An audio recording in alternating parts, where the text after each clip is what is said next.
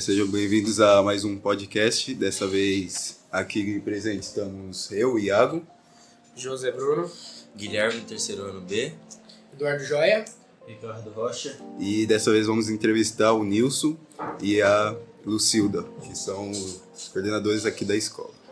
Bom dia a todos, meu nome é Nilson, só uma correção, não sou coordenador, sou vice-diretor da escola, ok? Já trabalhando aqui com o Paulo nesses 4 anos e tentando fazer um trabalho melhor, uma escola de qualidade para vocês, ok? Eu sou a Lucilda, professora de filosofia, também estou em parceria com o Nilson, na vice-direção. Amo a sala de aula, gosto de desafios, estamos aqui para colaborar. É isso aí. E o nosso tema de trabalho é sobre o Florestan Fernandes, então eu já começo a perguntar aqui, quem foi o Florestan Fernandes? Filósofo, um grande batalhador a favor da igualdade, escritor, deputado, filósofo não, corrigindo, sociólogo. Professor universitário, né? Um homem muito aguerrido nas questões sociais, né? Eu tenho o Florestan como um norte para a inclusão social em meio à educação, principalmente para as classes menos favorecidas. Entendeu? E dentre as classes menos favorecidas, a questão da formação da família negra no Brasil. Então, foi um foco muito bom, muito importante, né? O pós-abolição da mão de obra escrava em maio de 1888, a nossa condição como negros no Brasil ficou muito aquém daquilo que é essencial em termos de quê? De ser assistido pelos meios que são cabíveis, entendeu? Como saneamento básico, casa, né, toda uma estrutura, toda uma política pública voltada para quem nunca teve, né? E o Florestan, em meio à educação, ele entendia que era algo que era libertador quando você passa informação e formação e inclui aqueles menos favorecidos ao mercado de trabalho, ao meio social, via educação. Então, para mim, ele tem uma importância assim absurda. Você já respondeu a nossa segunda pergunta, qual era a visão do Florestan Fernandes sobre os negros da sociedade brasileira? Florestan Fernandes considerava uma única raça, né, com direitos iguais a todos. A sua trajetória, não só de estudo, mas de vida, foi nesse sentido. Ele foi um autodidata, ele iniciou, filho de família muito pobre, doméstica, e aí ele iniciou em restaurante e aproveitava as horas vagas para estudar. Então ele foi um autodidata e ainda assim conseguiu entrar na USP. Nessa época não tinha cota, né? Foi mérito somente do Florestan. E aí, lá na frente, ele teve que fazer cursos também sem professor. Ele tinha que ter o domínio de outras linguagens, de outros idiomas, né? Para chegar onde ele chegou. Mas a sua luta era igualdade a todos, na saúde, na educação, na cultura. Tanto é que ele morreu numa contaminação aí através do sangue, doação de sangue, usando o hospital público enquanto funcionário público. Ele não recorreu a convênios, a status, a condição financeira. E aí cada vez mais foi limitando a sua saúde, né? Até o seu falecimento. Bom, agora a nossa terceira pergunta. Qual era a relação entre o capitalismo e desigualdades sociais que o Florestan Fernandes defendia? Uma mão de obra barata, ele era contra essa mão de obra barata, né? Ele sempre acreditou muito no potencial das classes menos favorecidas como pessoas capazes de uma formação, de uma preparação e de uma luta digna, de igual para todos no mercado de trabalho, né? E para que superasse essa coisa de igualdade, tinha que ter uma política voltada para isso, né? Principalmente de base, na educação, né? Nessas classes menos favorecidas. Por isso que ele entende que a educação é essencial. Para você tentar nivelar no capitalismo. O capitalismo ele é cruel. Não é que ele não corrompe as pessoas, mas é aquilo que é posto em condição de desigualdade. Por quê? se nós pensarmos bem, o negro ele fica numa situação em que nós nos encontramos ainda na base da pirâmide. E você fortalecer a base da pirâmide naquela condição que você limita o seu conhecimento, você mantém uma estrutura funcional para uma elite. Então ele entende que você quebra essa barreira, você pula o muro da escola com conhecimento, você tem uma crescente social, você tem uma inclusão nos meios, os meios de produção com qualificação. O processo, entendeu? Ele é gradual, mas ele dá resultado. Ele dá resultado a médio prazo, a longo prazo. Imagine só, um menino que ele inseriu na escola, né? Ele está lá no fundo 1, ele foi no fundo 2, ele foi até o médio. E se ele não, hoje, nos dias de hoje, se ele não consegue inserir numa faculdade, por exemplo, ele para ali e mantém aquela base funcional com subempregos. E se ele pura esse patamar, ele se qualifica na universidade, quer dizer, ele vai ter um ganho melhor, a família dele também vai se beneficiar com a situação e o processo ele é contínuo. Né? Então, o menino que ele se formou, ele se tornou, né, técnico, engenheiro, sei lá qual a função dele, os filhos dele naturalmente vão seguir o mesmo caminho, então o ciclo ele é positivo para uma família menos favorecida, compreende? Então é a importância da educação de qualidade na base e libertadora com essa visão de Florestan. Você inclui para os meios em qualificação via educação. A próxima pergunta é assim: por que, para Florestan Fernandes, a democracia racial defendida por Gilberto Freire é um mito? Sempre existe. Infelizmente, a gente sabe que o Nilson acabou de relatar a questão da lei da escravatura, onde todo mundo tem direitos iguais, mas a gente sabe que é um problema que vai bem mais além, né? A gente sabe disso, que existe, sim, um racismo estrutural, em pleno século XXI. Isso existe, né? Por exemplo, vou dar um exemplo único. Quando a gente vai ao médico, quando a gente vai ao hospital ou posto de saúde, vocês têm facilidade de encontrar um negro médico? Não. Hoje em dia, Não. E nas demais profissões, engenheiro, padre, sei lá, né? São poucos, são muito caros, alguns engenheiros, esses assim, são bem acima do preço. E ele tinha essa clareza, o Florestan Fernandes, ele veio dessa classe muito desabastada e ele conhecia muito bem essa realidade, né? Então, quando ele disse que era um mito para o Gilberto Freire, né?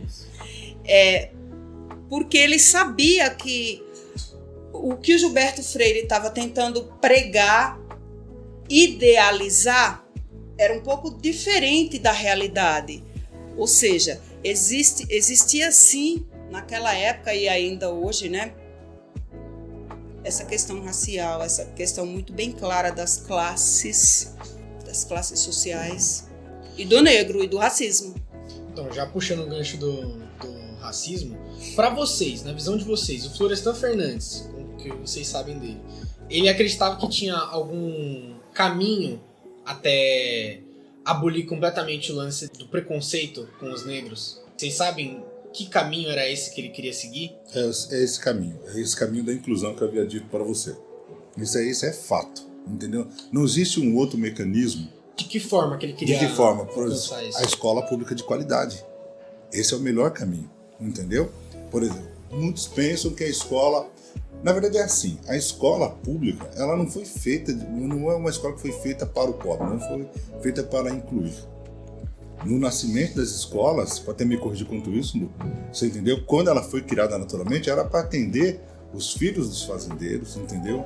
Os filhos, logo depois, os filhos daqueles que eram os comerciantes que tinham dinheiro.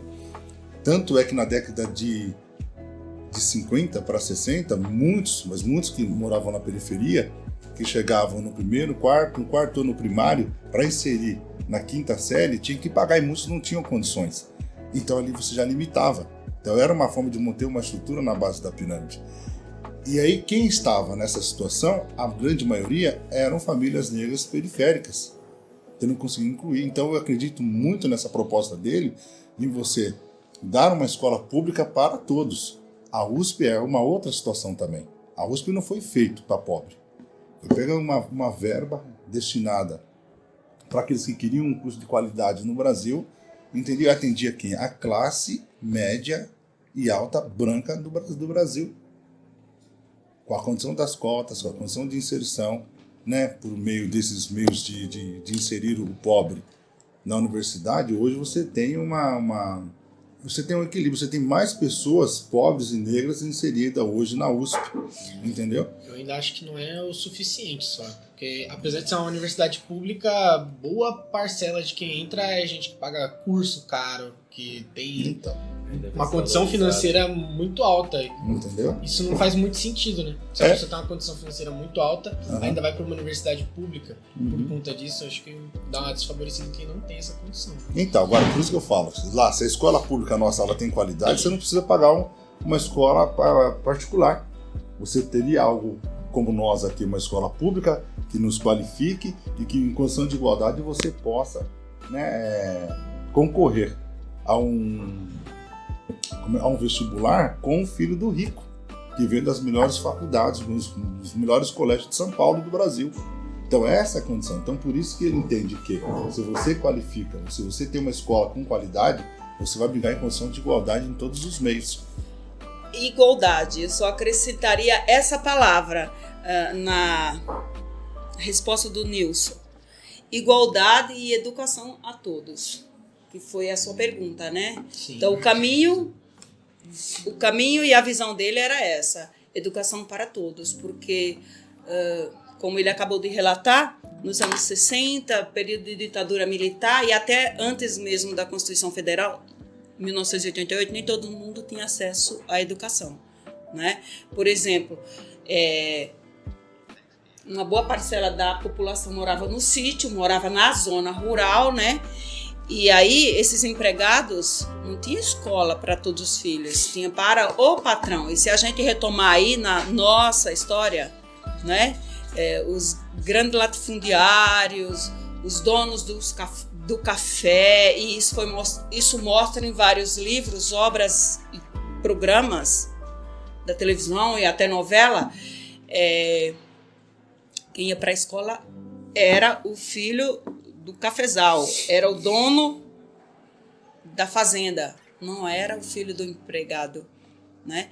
E aí a luta dele era igualdade, escola para todos, né? E educação é a última, e eu continuo, de acordo com a minha visão, achando que é a única forma de ascensão do pobre em qualquer situação, continua sendo igualdade, educação. Por quê?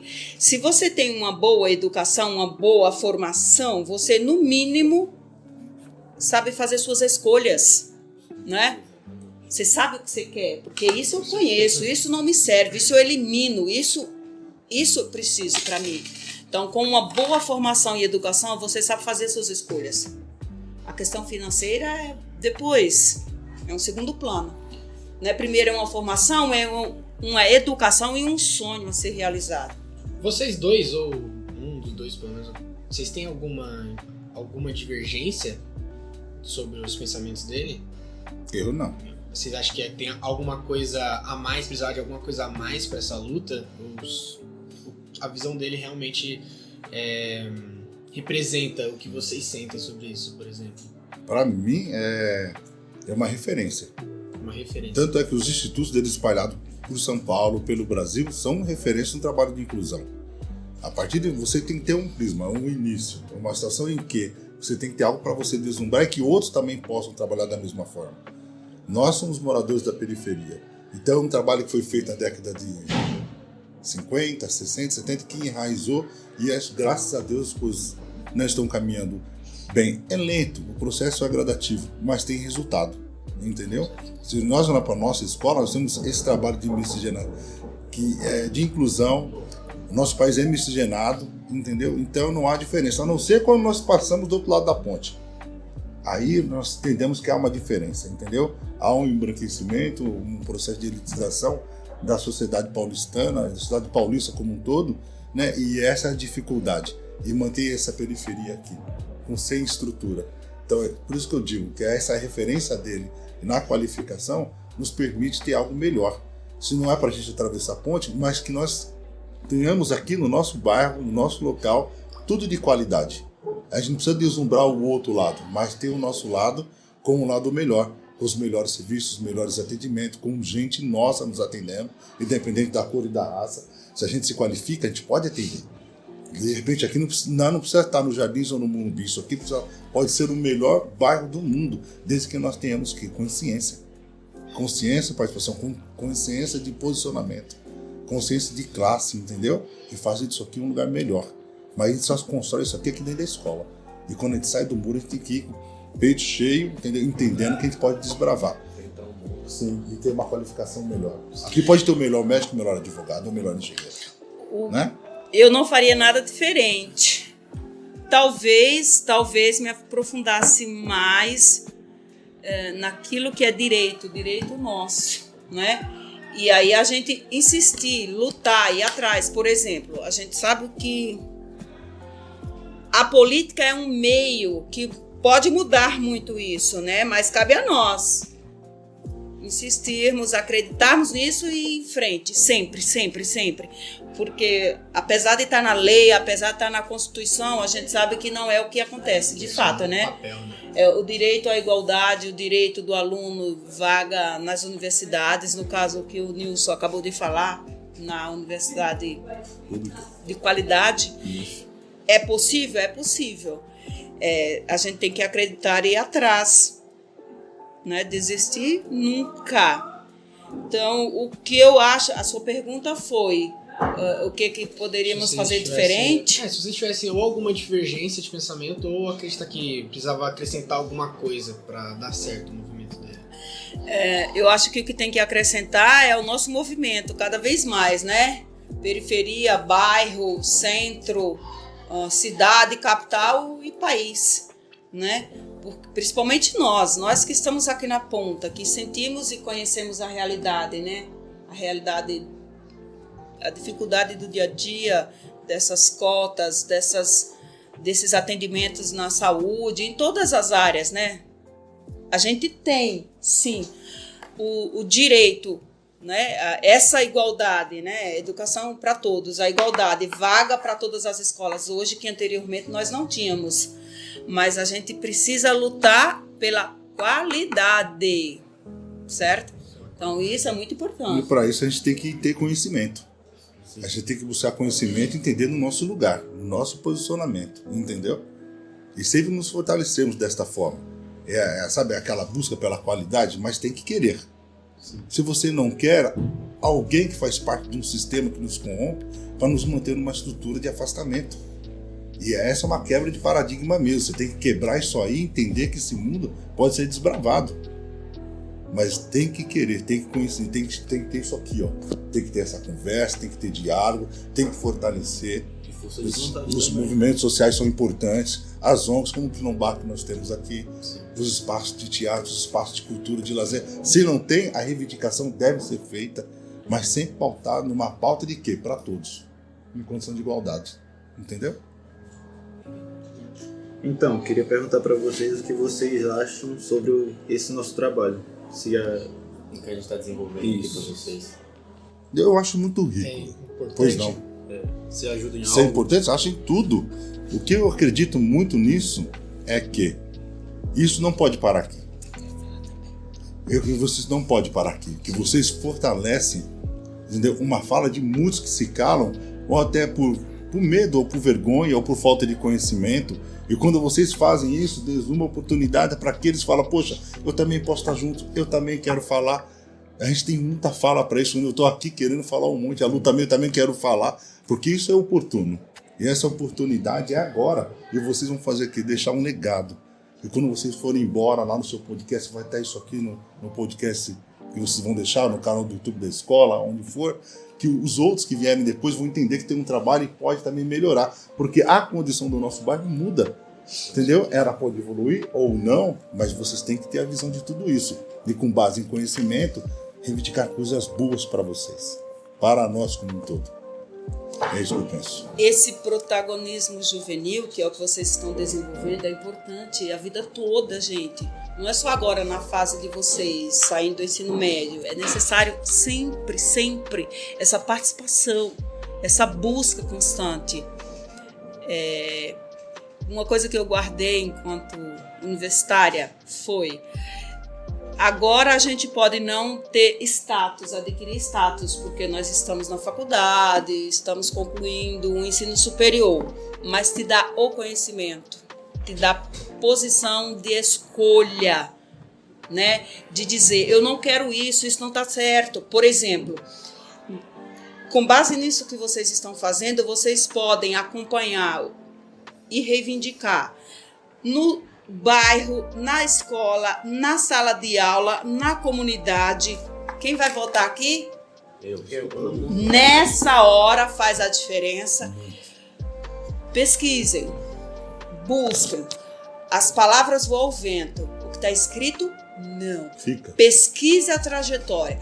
Veja se a trajetória de alguém, desses candidatos que aí estão, condiz com a realidade de vocês e os sonhos de vocês.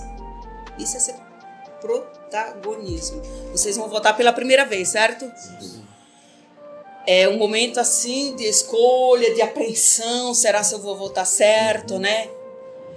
E querendo ou não, a política está infiltrada em tudo na nossa vida, em tudo. Quando você diz, eu não quero saber de candidato, eu não quero saber de discussão, eu não quero saber de estudar trajetória política. É muito importante, porque daí vem o destino da educação, o destino da saúde, da ciência, da cultura. Acho que é fechar o olho, né? Exatamente. Pra tudo, até pra você mesmo. E quando você diz, eu não quero saber desse tema político, o teu vizinho aqui quer, ó.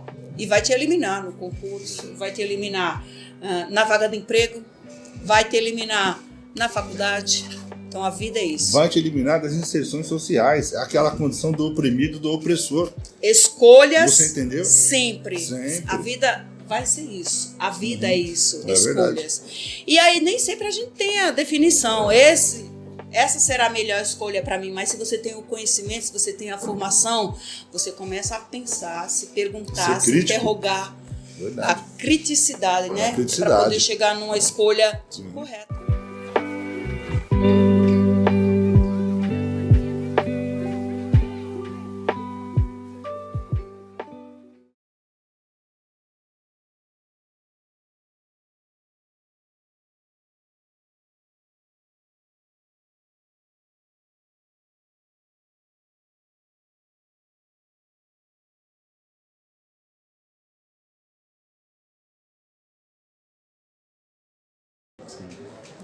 Entenderam, gente?